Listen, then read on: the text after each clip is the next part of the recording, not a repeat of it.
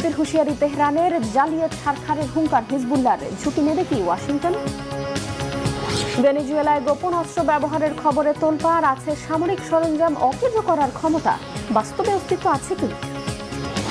ভারতে সুফি মাজারে উগ্র হিন্দুদের তাণ্ডব, নীরব কেন্দ্রীয় সরকার, বেছে বেছে মুসলিম স্থাপনায় হামলা কি তবে বড় ঝড়ের পূর্বাভাস?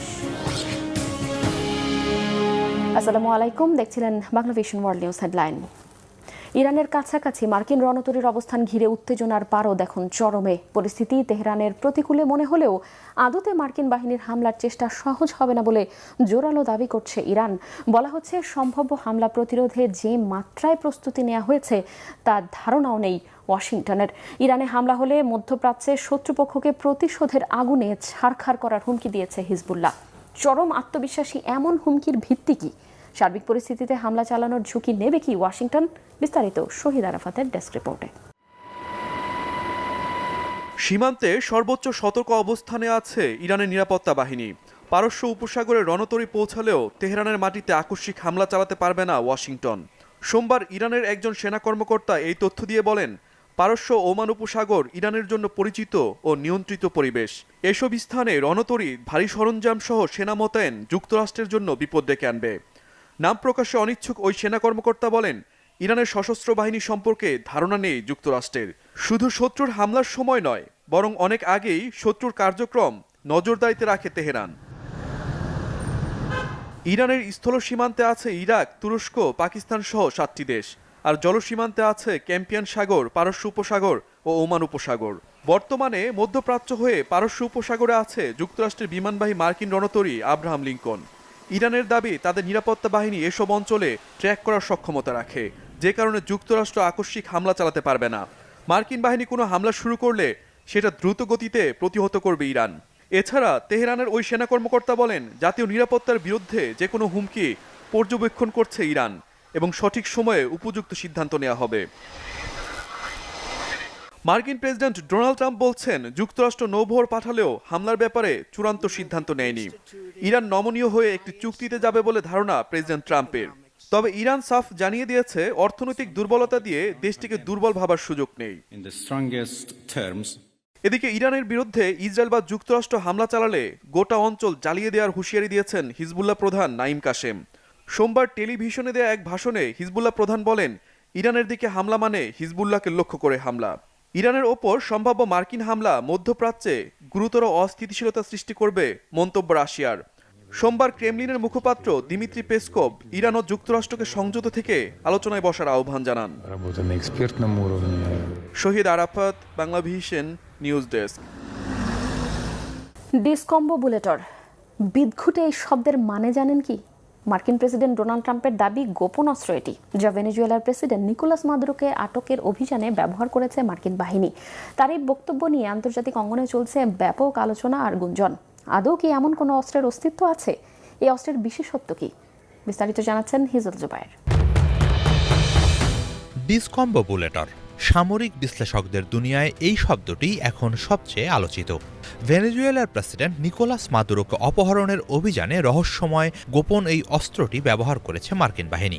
আর কেউ নয়, স্বয়ং মার্কিন প্রেসিডেন্ট ডোনাল্ড ট্রাম্পই জানিয়েছেন এমন চাঞ্চল্যকর কথা। ফলে এটি আর গুজবের পর্যায়ে নেই।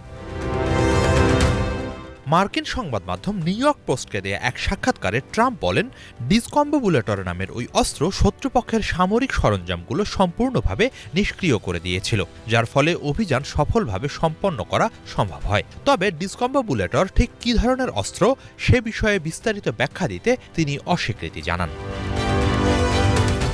ট্রাম্পের ভাষ্য অনুযায়ী এই অস্ত্রের কার্যকারিতা নিয়ে প্রকাশ্যে কথা বলার এখতিয়ার তার নেই। তার এই বক্তব্য মুহূর্তেই সামাজিক যোগাযোগ মাধ্যম ও আন্তর্জাতিক সংবাদ মাধ্যমে তোলপাড় সৃষ্টি করে। তবে ট্রাম্পের দাবিকে আনুষ্ঠানিকভাবে সমর্থন করেনি মার্কিন প্রশাসন। মার্কিন প্রশাসনের এক জ্যেষ্ঠ কর্মকর্তা নাম প্রকাশ না করার শর্তে সিএনএনকে জানিয়েছেন, ট্রাম্প সম্ভবত বিভিন্ন সামরিক সক্ষমতা ও প্রযুক্তির সম্মিলিত ব্যবহারকেই গোপন অস্ত্র হিসেবে তুলে ধরেছেন। ওই কর্মকর্তার দাবি, আলাদা করে ডিসকম্বোবুলেটর নামে কোনো অস্ত্রের অস্তিত্ব নেই। তার ভাষ্য অনুযায়ী অভিযানের সময় যুক্তরাষ্ট্র মূলত সাইবার প্রযুক্তি ব্যবহার করে ভেনেজুয়েলার আগাম সতর্কতা ব্যবস্থা, যোগাযোগ নেটওয়ার্ক এবং প্রতিরক্ষা ব্যবস্থাকে অকার্যকর করে তোলে। পাশাপাশি মাঠে থাকা সেনাদের মধ্যে মধ্যে বিভ্রান্তি সৃষ্টি করতে শব্দ তরঙ্গ ভিত্তিক বিদ্যমান সনিক প্রযুক্তিও কাজে লাগানো হয়। সিএনএন জানিয়েছে মার্কিন সেনাবাহিনী বহু বছর ধরেই অ্যাক্টিভ ডিনায়াল সিস্টেম এডিএস নামের একটি বিশেষ তাপবিকিরণ প্রযুক্তি ব্যবহার করে আসছে।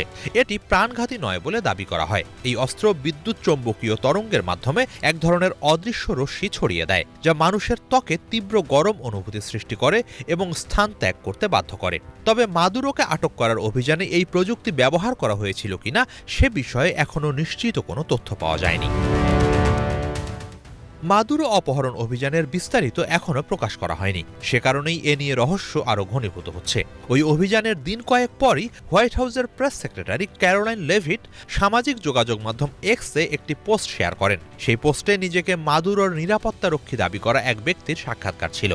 ওই ব্যক্তি দাবি করেন, মার্কিন অভিযানে এমন এক ধরনের অস্ত্র প্রয়োগ করা হয়েছিল যা তীব্র শব্দ তরঙ্গের মতো অনুভূত হয়। তার ভাষায়, সে সময় তার মনে হচ্ছিল মাথা ভেতর থেকে ফেটে যাবে। নিরাপত্তারক্ষীদের নাক দিয়ে রক্ত ঝরতে শুরু করে এবং শরীর অবশ হয়ে আসে।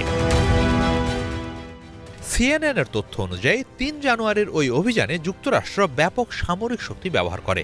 ২০টি স্থল ও সামুদ্রিক ঘাঁটি থেকে একযোগে বোমারু ও নজরদারি বিমান সহ ১৫০টির বেশি উড়োজাহাজ আকাশে ওড়ে। ভেনেজুয়েলার উপকূলীয় অঞ্চলে সম্ভাব্য বিমান প্রতিরক্ষা ঘাঁটি লক্ষ্য করে ড্রোন হামলার কথাও উঠে এসেছে। মাদুরো যেখানে অবস্থান করছিলেন সেই ফোর্টিউনার সামরিক কমপ্লেক্সে অবতরণের সময় হেলিকপ্টার থেকে স্বয়ংক্রিয় অস্ত্রের গোলাবর্ষণের শব্দও শোনা যায়। তবে অভিযানের নির্দিষ্ট মুহূর্তগুলো, মাদুরোকে ঠিক কোথা থেকে আটক করা হয়েছে এবং ভেতরে প্রবেশের পর কিভাবে পুরো অপারেশন পরিচালিত হয়েছে, এসব বিষয়ে এখনও বিস্তারিত তথ্য প্রকাশ করা হয়নি। সব মিলিয়েই গোপন এক অস্ত্র ব্যবহারের বিষয়টি নিয়ে বিভিন্ন রকম গুঞ্জন ডালপালা মেলছে। হিজল জোবায়ের, বাংলা ভিশন।